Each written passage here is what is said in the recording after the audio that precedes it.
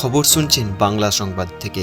প্রতিদিনের মতো আজকেও নিয়ে চলে এসেছি বাছাই করা কিছু গুরুত্বপূর্ণ খবর নিয়ে। শুরুতেই শিরোনাম। লাখেরও গণ্ডি পেরোলেন ফলতার বিজেপি প্রার্থী, ৭৬,০০০-এর বেশি ভোটে এগিয়ে সিপিএম দ্বিতীয়। কয়েক ঘন্টায় গোটা বিশ্ব একটা সুখবর পেতে চলেছে। দিল্লিতে শঙ্করের সঙ্গে বৈঠকের পরে রুবিও ইঙ্গিত কি ইরান নিয়ে? কলকাতার ৩ এলাকায় অবৈধ বহুতলে ভাঙছে পুরসভা, বুলডোজার নামল, মোতায়েন কেন্দ্র বাহিনীও।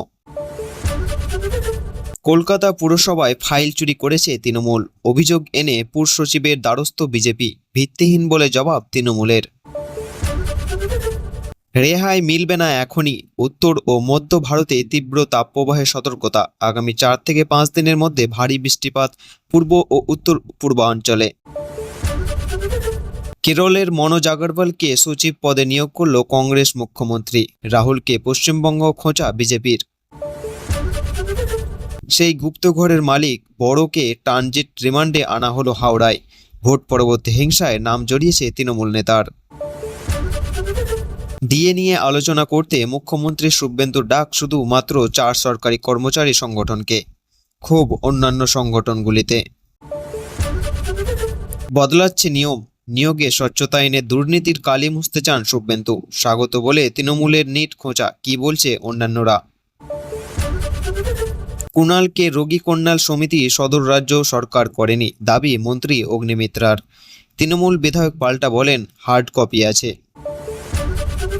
২১৭ জন ভারতীয় রুশ সেনাবাহিনীতে যোগ দিয়েছিলেন, মৃত্যু ৪৪ জনের, সুপ্রিম কোর্ট জানালো মোদী সরকার। অনুপ্রবেশকারী সন্দেহে ধৃতদের রাখার জন্য হোল্ড শেডিং বানাতে হবে, জেলায় জেলায় নির্দেশিকা জারি করে দিল নবান্ন। এতক্ষণ শুনলেন সংবাদ শিরোনাম, এবার আসছে বিস্তারিত খবরে।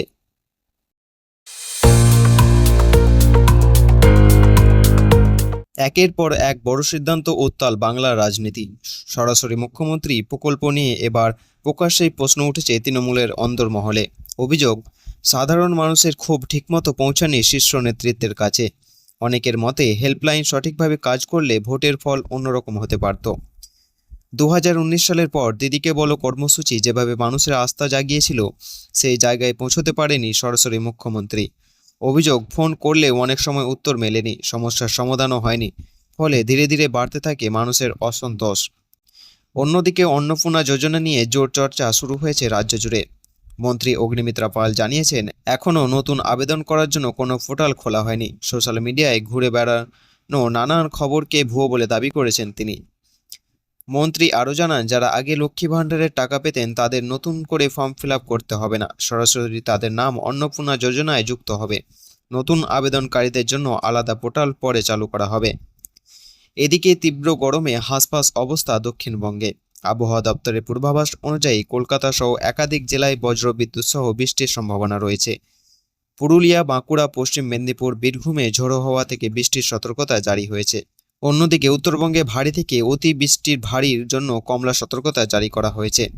এর মাঝে হুগলিতে চাঞ্চল্যকর ঘটনা, তৃণমূল বিধায়কের দেওয়া অ্যাম্বুলেন্সে নাকি চুরি করা ছাগল পাচার চলছিল।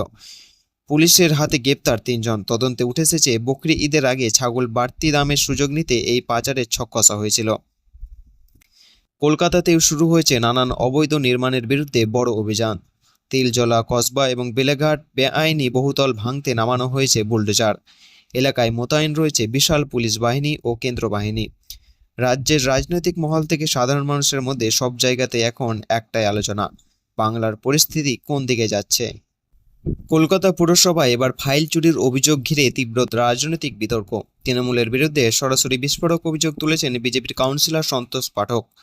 শনিবার আচমকায় কলকাতা পুরসভায় গিয়ে সদ্য দায়িত্বপ্রাপ্ত পুর সচিব কিশোর কুমার বিশ্বাসের সঙ্গে দেখা করেন তিনি। অভিযোগ, পুরসভা থেকে গুরুত্বপূর্ণ ফাইল সরানো হচ্ছে। বিজেপি কাউন্সিলরের দাবি, তৃণমূলের জামানা হওয়া দুর্নীতি, অবৈধ নির্মাণে ছাড় এবং একাধিক বিতর্ক সিদ্ধান্তে নথি গায়েব করার চেষ্টা চলছে। এমনকি তিনি পুর সচিবকে সঙ্গে নিয়ে ট্রেজারি বিল্ডিংয়ের একটি বন্ধ ঘরও দেখান, যেখান থেকে নাকি ফাইল সরানো হচ্ছে বলে অভিযোগ। যদিও পুরসভার তরফে এই অভিযোগ পুরোপুরি উড়িয়ে দেওয়া হয়েছে। এখন আর কাগজের ফাইল হয় না, সবই ই ফাইল, তাই ফাইল চুরি করার অভিযোগ ভিত্তিহীন। এরই মাঝে কলকাতা জুড়ে অবৈধ নির্মাণ নিয়ে শুরু হয়েছে বড় অভিযান। তিলজলা কসবা ও বেলেঘাটা বেআইনি বহুতল ভাঙতে নেমেছে পুরসভা। বুলডোজার, বিশাল পুলিশ বাহিনী ও কেন্দ্র বাহিনী মোতায়েন করা হয়েছে এলাকায়।